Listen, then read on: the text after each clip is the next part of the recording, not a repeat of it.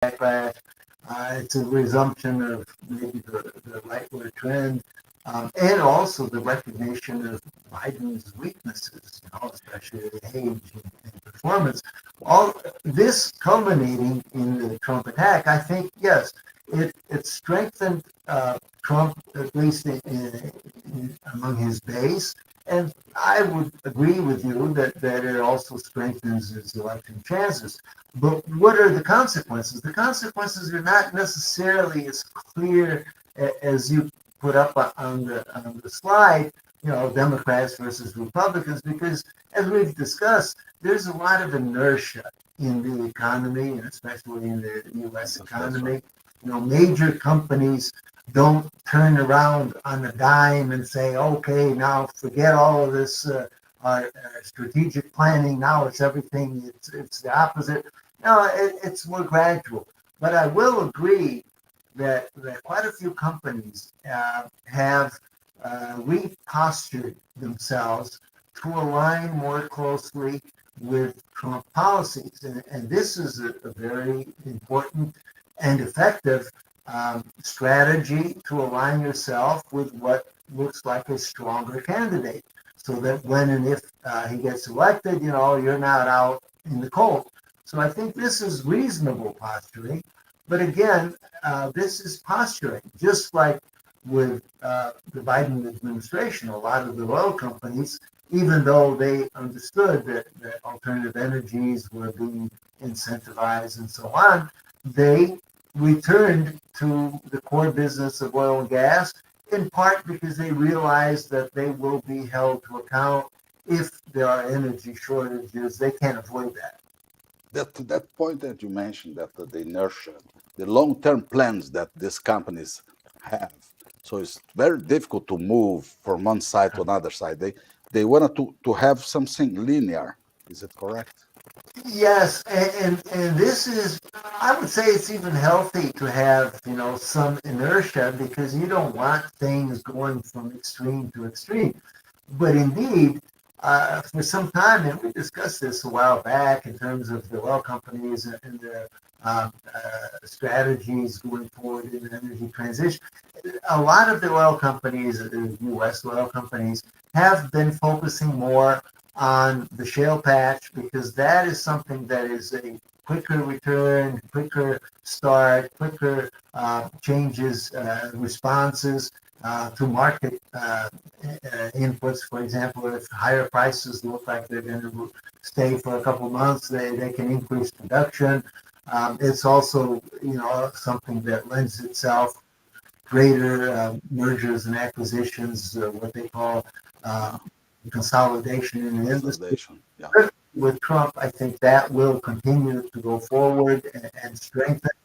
But remember, with the Biden administration, the pause in the LNG, for example, the new projects, that was artificial, ineffective, meaningless. And in fact, LNG is a very strong growth point in the U.S. economy, and certainly with the Trump administration, it will continue to be so more. But it wasn't really de-emphasized in practice in the Biden administration. So, in fact, I'm not sure you could say, oh, well, there's going to be a major change. No, LNG was big. It was going to get big. Very good. Grow with Trump. Very, very good point. Let me show that Jorge Oliveira is with us today again. Thank you, Jorge. Welcome. Yeah, but you see, LNG is not. They did not permit LNG exports at this time. Is it correct? You see that with Trump, they can be again exporting. No, I mean, this is already in the courts, and it's already undone. It was posturing by Biden, maybe to please the more anti-fossil fuel side. Unfortunately, this sends bad signals across the economy. Is it or isn't it? But in fact, I think real analysts and certainly the companies involved recognize that this was not going to be slowed down. LNG is a success story. It will grow, and it will even grow in the Biden administration, much more so in the Trump administration. So in some Yeah, situations, you could say, well, there's not going to be a major shift in but but but real but development. you see that the United States can lose market share outside the United States. LNG exports. You see No, that I don't risk. believe so. I think we're poised to see the U.S. gaining market share, even if Qatar and so on have giant expansion plans. But the U.S. has those plans in place too, and they will go through, whether it's Trump or Biden. Certainly, they might even go faster with Trump because Yeah, Biden might slow some of those down. slow something. But Yeah, in practice, no. I think LNG is a success story that's well entrenched. Maybe some of the rest of the oil and gas story in the U.S. might be subject to some slowdown. Permitting might be held up and so on. it's a That's good as point. far as an administration can go if the Yeah, Biden stays. But now with Trump looking stronger, I think everybody is feeling more confident that those large projects, and they're large including projects and including long projects. including bid rounds for federal lands. Yes, although that isn't, it's not like in Brazil and other countries where if you don't have that, then nothing can happen. In the U.S., a lot can happen without those big grounds, say for the Gulf of Mexico areas and so on. So, and the Biden administration has recognized that they can't really stop that. The Trump administration might try to add other areas. I don't think they would be successful very quickly, but probably there will be incentives. I think that the real changes are going to be, for example, in subsidies for electric cars and for other things, where amazingly, I think under Trump, maybe those subsidies might not because he might not want them, but because his base won't want them.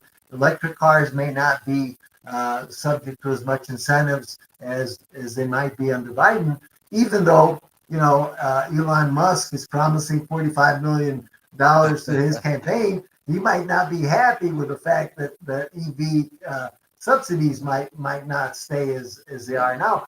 But that is not real the whole story. EVs will continue to grow even under Trump, and the subsidies that we have now for green energies and alternative energies, they will continue to some extent. Trump will be able to slow those down a little bit, and in fact, the ESG agenda will be slowed down a little bit. Net zero will be postponed for Yeah, 5 or 10 years if you look forward. oil companies they have a strong position in renewable investments at this time. You see that they can increase or Yeah. reduce these investments with They Trump have a changes. position. I wouldn't say that it's strong. It's strong because overall, renewables aren't that big and alternative energies aren't that big a portion of the energy mix. And it is the oil companies in general that are pushing that. I think they will continue that to some extent because those are long term objectives. Maybe not with a net zero objective, but with an objective to actually make money from some of these energy alternatives. Because wind and solar are not as profitable right now, but they may become attractive, more attractive later. Yeah, Costs are coming down, so the returns might improve to some extent, and the oil companies are perfectly positioned to take advantage of some of those. yeah. For example, geothermal, and it's not Trump that's going to stop that trend. Geothermal is going to increase even in oil country, Texas, for But example. but but Cleveland, Trump abandoned the Paris Agreement in the past, and probably will not return to this agreement again. Right, So right, the the, the commitment to net zero, for instance, in the United States is zero. right. But I think the commitment is important for Western Europe and maybe for other places in the world.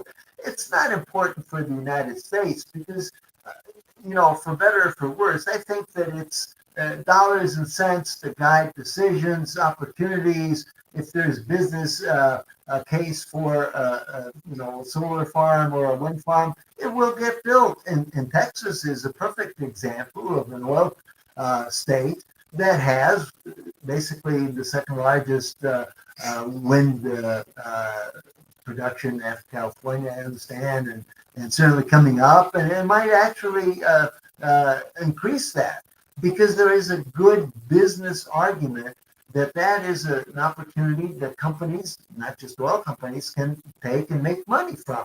So in that sense, I don't think that will be undone. I think the concept of adopting world commitments and so on, that's certainly not going to happen. So the energy companies understand that. But I think the real message here is that they can be comfortable in their refocus on their core business, which many oil companies did. And we discussed that a while back.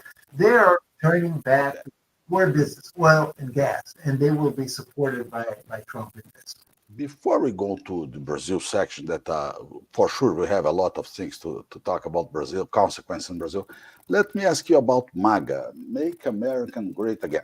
You see that this target with Trump can move factories, manufacturing plants from China to United States easily than with Biden? No, unfortunately, like most catchy words, I think it's empty stuff. What will move industry to the U.S. is cheap gas prices. It has been happening. We discussed this some time ago.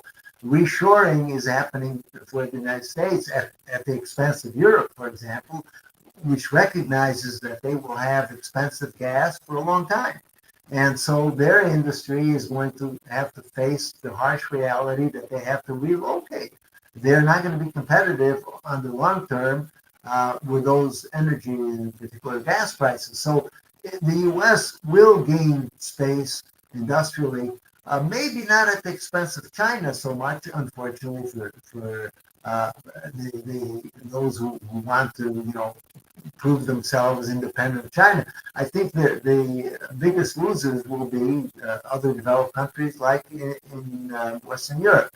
But in general, I think, yes, one of the things that might not be so popular for me to say is that, all of this points to a short-term strengthening of made in America and all of this stuff, but I think that is ultimately relatively negative for the position, the geopolitical influence of the United States overall. Yeah. And I think that has been harmed by the first Trump presidency. I think it will be harmed again.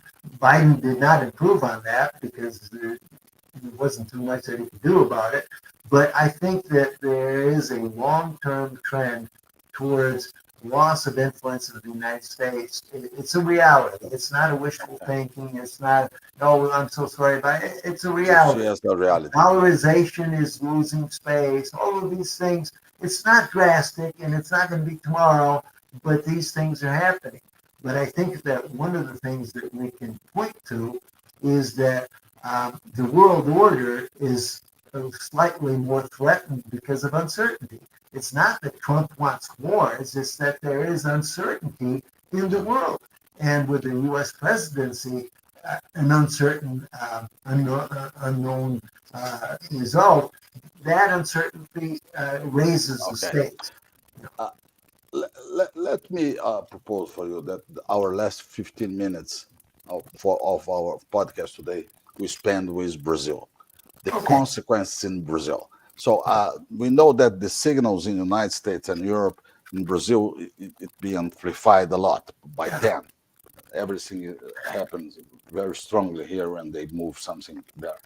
So how do you see Brazil consequence in the energy sector by Trump taking the position? I think it's important to have that kind of a vision, outside the United States. I mentioned this slightly, Western Europe. But I think there are implications for the energy world outside the U.S. For example, Russia will not be helped in any way by any of the policies that Trump has. And I think, as I've said before, it's in a long-term decline in geopolitical influence and power. Its economy is doing fine, but Russia is doomed to reduce its oil prowess, production, its influence, and it will ever be more dependent on China and so on.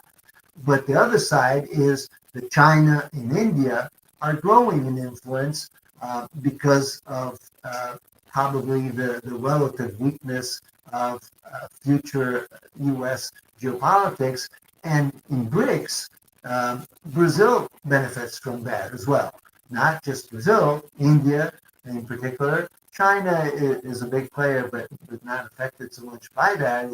It's mostly going to focus its oil production initiatives, but it's not a great producer, and probably potential is not big either.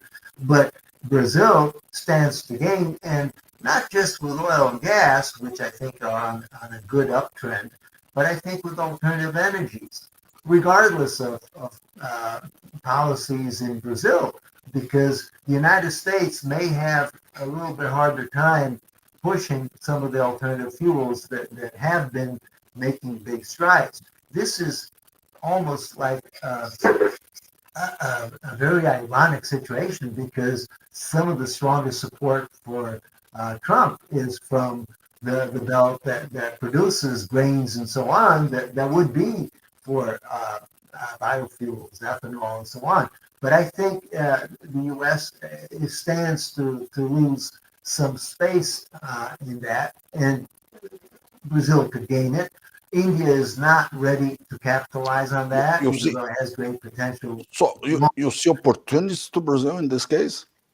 Yes, I think that biofuels in Brazil, grew relatively slowly more recently, but I think they're poised to grow faster as the world recognizes that maybe the U.S. won't be so interested in biofuels, but the rest of the world is and will be interested. And even in Brazil and Africa and Southeast Asia, even in China, biofuels will be growing in importance. And maybe in the United States, they will lose some importance, maybe not in absolute terms, maybe in relative terms. But the country that is best poised to gain at this point is Brazil, because it has potential to increase biofuel production substantially, not just in area planted, but also in second and third generation ethanol production. Is there any influence in oil and gas production in Brazil? If no, I think no, maybe in terms Brazil of prices. is independent. Yeah, maybe in terms of prices, if they go up, it's better. But I don't think Trump is driving up oil prices, other than the fact that I do believe that there are more world crises that could come up, and of course they tend to raise prices. In that sense, of course, Brazil will benefit because it's a strong exporter and it will increase its surplus exports. But the oil production in Brazil is being led by production advances, not by necessarily policy. There are great fields coming into production. There is over 10 FPSOs in the next couple of years, each one of those adding 100, 150 or almost 200,000 barrels a day. That's where the production will grow from, and it's not dependent on the U.S. and Russia or China. Professor Cleveland, Brazil imports nowadays ethanol from the United States, LNG from the United States, and diesel sometimes from the United States, nowadays from Russia. But we do not know how long it will take with Russia. How do you see this dependence of Brazil to the United States in terms of imports? We can't lump those imports together because ethanol imports are relatively not significant, and they will probably continue even if we increase biofuels production, because there's always opportunities to import some small shipment while you're exporting a lot to many countries, not the United States. But in diesel, yes, we will continue to be Brazil will continue to be a major importer because it just doesn't have the refining capacity yet. Um, some initiatives underway, but it won't come up to the demand for a while. So it will continue to import diesel, not as long as it can from Russia, until sanctions begin to bite. But the real story is that its crude oil exports will rise dramatically. That is certainly a boon for Brazil. Certainly could benefit even more if it were refined products. But remember, our oil exports are at Brent or even Brent premiums because our exported oil is mostly high 1 quality million barrels a day. oil. Well, 1.5, and it's going into 2 or more. So Brazil stands to gain a lot, and it's not a direct result of Trump likelihood in the White House, but it stands to win regardless. And certainly, going forward, I think Brazil has shown that it's willing to be flexible in foreign policy as long as it benefits the country. And certainly its relations with India and Russia and China show that. I have two political questions. So finishing the energy part, to political. You see any kind of influence with the Trump probably victory in the Brazil election in 2 years from now? Tough question, but a little bit further away.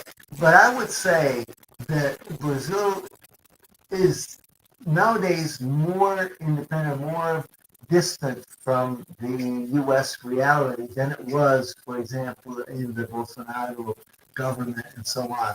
So I would suggest that the results in Brazil are going to be more driven by local or even international questions rather than U.S. policies, and it's not very likely that the results here will be driven by pro or anti-Trump sentiment.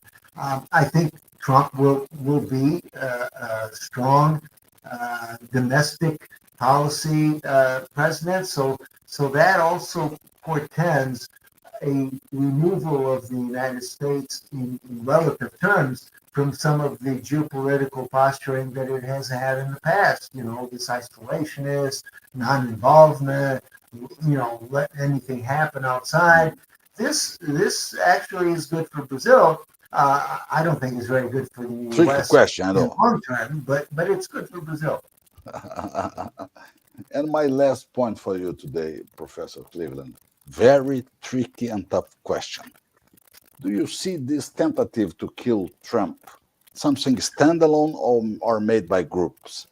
No, I don't. I can't answer that, but I really have a tough time believing that in the U.S. there could be a concerted effort to put that together.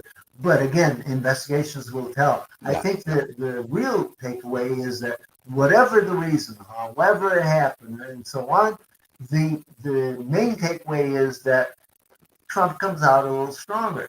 And whether that is enough to change everything, we don't know. But we see that many companies, including the oil companies, are posturing themselves for a stronger plan B. Like I told you, maybe that will become plan A. And they are considering, look, we have to have policies that are amenable to a Trump administration. And I think that is what the main changes that we're seeing. So they won't imply giant operational changes, but in policies, yes, and we're beginning to see that already. Very good point. Very good answer. Let me show only, because we had a problem in the beginning of our podcast today, and people didn't see this picture. So only to I will not repeat everything, but only Republicans and Democrats, let's see, trends if with the next election in terms of domestic production of oil, renewable sources, EV subsidies, etc. Please feel free to read. I reminded you that I think a lot of those differences are slightly relative, so we have to take things with a grain of salt. But in fact, of course, that is the general understanding. But in practice, operationally, things will be slower. Like I said, there's a lot of momentum, inertia in the system, and that's good. So we don't have, giant changes in direction, which could really strain the economy. So that may be positive. Perfect. Well, thank you so much. Influence of the attack to Trump. We'll learn more, but for now, that's it. Thank you so Good much. to be It was a with you, pleasure. Brian. Yeah, thank you. Have a great day for you. Bye-bye.